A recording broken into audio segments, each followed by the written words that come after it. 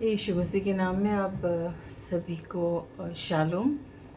मैंने पहले वाले एक शॉर्ट्स वाली पोस्ट में मैंने बताई थी कि मैं अपना एक स्वप्न पोस्ट करूँगी। तो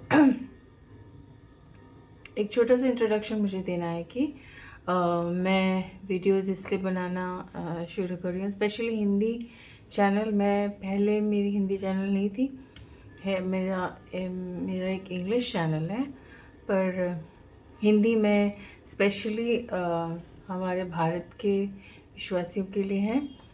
और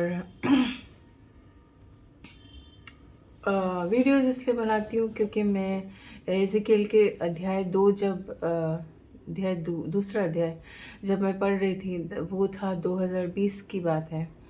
और तब ये एज़ेकिएल के सारे वर्सेस जो हैं, वचन मुझसे बोलने लगे, जैसे मानो उसमें जीवन आ गया हो।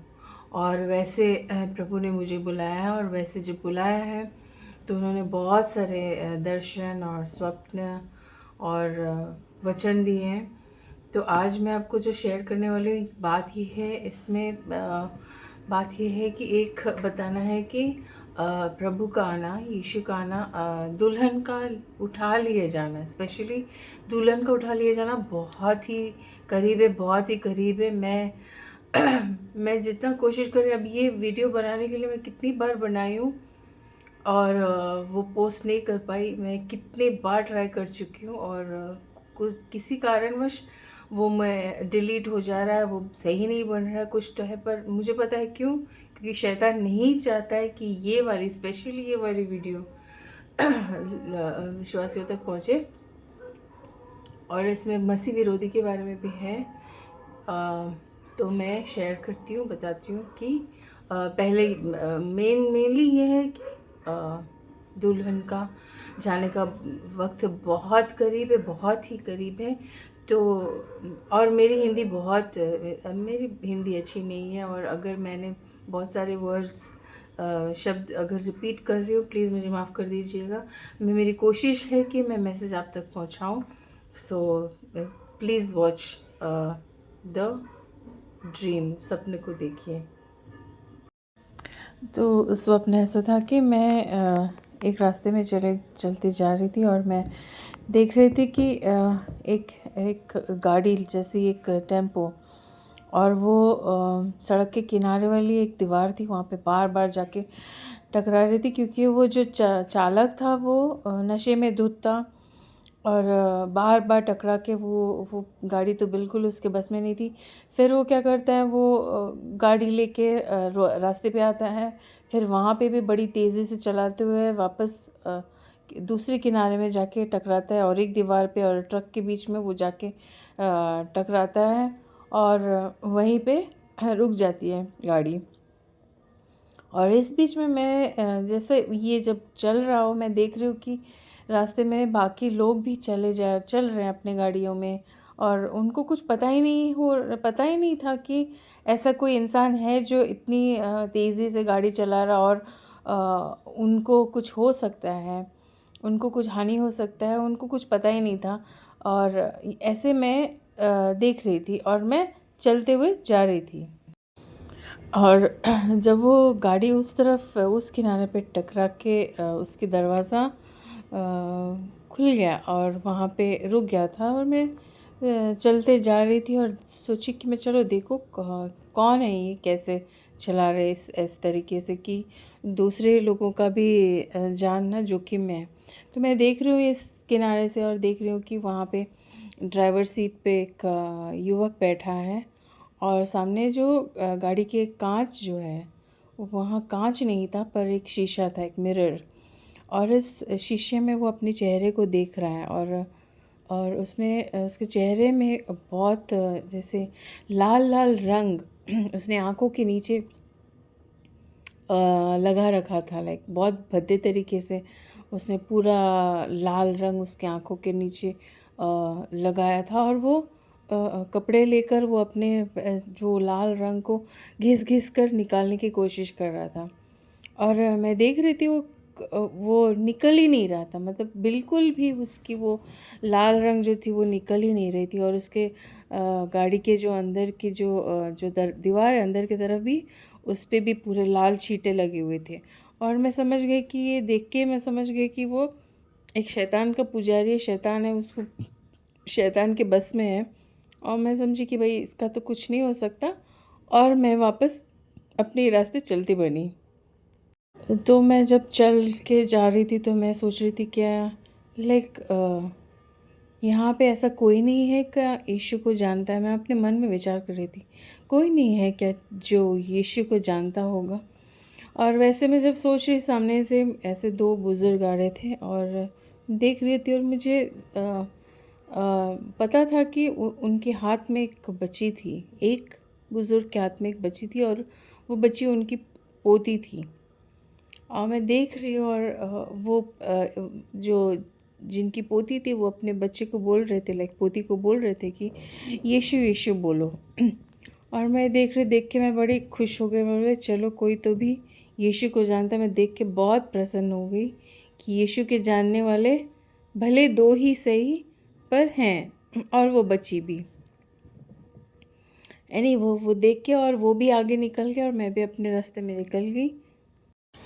और मैं चल रही तो मैं अचानक आसमान में देखी, और आसमान में बड़ी ऊंचाई से, बहुत ही ऊंचाई में मैंने एक ये ऐसे सफ़ेद वाली एक हेलीकॉप्टर देखी। और वो हेलीकॉप्टर आ रही है, और मैं देख रही हूँ हेलीकॉप्टर के पीछे एक सफ़ेद घोड़ा भी है। और सफ़ेद घोड़ा, और वो सफ़ेद घोड़ा उस हेलीकॉप्टर से एक रस्सी से बंधा हुआ था। और ये रस्सी से वो है जो घोड़ा है, और घोड़े पे एक सवारी भी था, लाइक घुड़सवार जो था वो। तो मैं देख रही हूँ कि वो घोड़ा उस पे झूल नहीं रहा था, पर वो वही हाइट पे था, उसी ऊंचाई पे था जिस ऊंचाई पे हेलीकॉप्टर जा रही थी। तो ये हेलीकॉप्टर, ऐसा लग रहा है हेलीकॉप्टर उस घोड़े को लेके जा रहा है, और रस्सी से बंधा हुआ। और मैं देख रही हूँ बहुत ऊंचाई पे था, बहुत ही ऊंचाई पे। और मैं देख रही हूँ बड़े अचंभे से, क्या बात है ये ऐसे।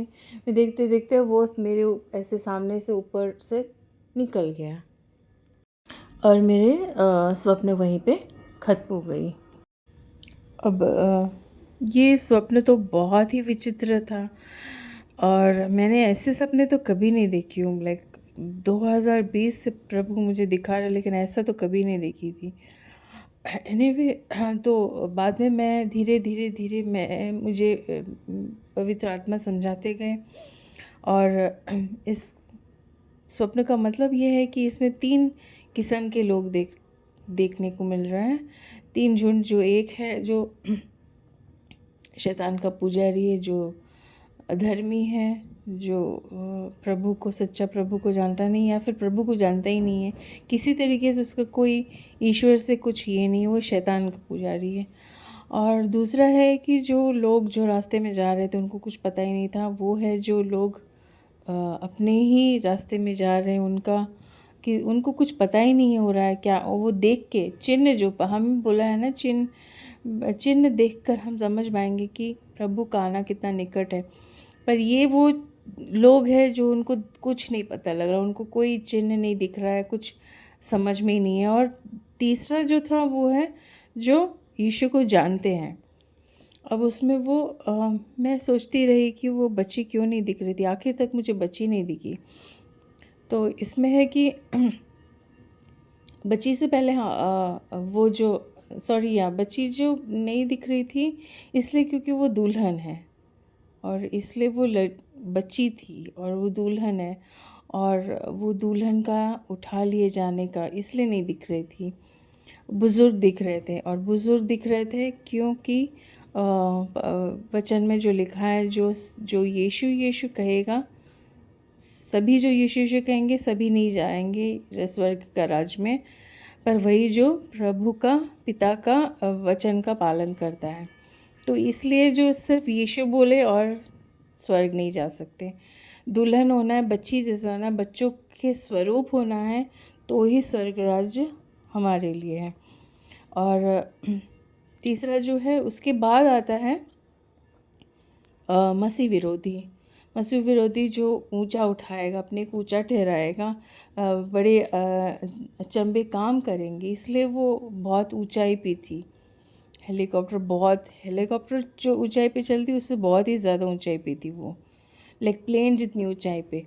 और दूसरा है जो वो रस्सी से एक घोड़ा बंधा हुआ और वो झूल नहीं रहा, पर उसी उसी ऊंचाई पे है। तो ये है अचंभे के काम, मसीह विरोधी के अचंभे के काम। और इसी तरह वो अपने आप को ऊंचा ठहराएगा।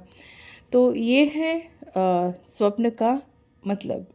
इसमें गौर करने की एक बात है कि मसीह विरोधी आने से पहले है दुल्हन का उठा लिया जाना, और वही मैं देखी थी। और ये बताना है कि जब यीशु मुझे प्रभु जब दिखाते हैं मुझे कोई स्वप्न, तो उसके साथ मुझे वचन से जोड़ते हैं उस स्वप्न को। तो ये वचन के तरीके से ही बहुत सारे वचन हमने देखे हैं, वो मसीह विरोधी का, और यीशु यीशु जो बोलेगा। और तीसरा जो है जो बच्चे के समान ना हो।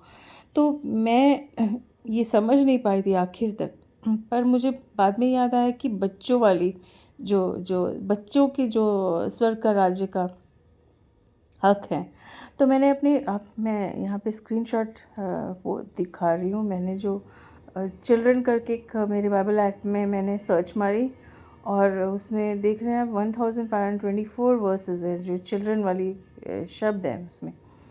तो मैं तो स्क्रॉल करते करते करते करते, और जब मैंने हाथ ऐसे मोबाइल पे मैंने ऐसे रोकने के लिए रखी उंगली, तो उंगली जब रखी तो पहुंचा एग्जैक्टली वही वर्स पे, मत्ती का 18 का 3, जहाँ पे बच्चों के बारे में लिखा, बच्चे का राज्य स्वर्ग राज्य उनका ही है। तो इस तरह मुझे प्रभु बात करती, यही तरीके से वो पूरा कंफर्म कर दे कि ये उनका ही है, उनका बताया हुआ है, इसमें कोई शक नहीं है।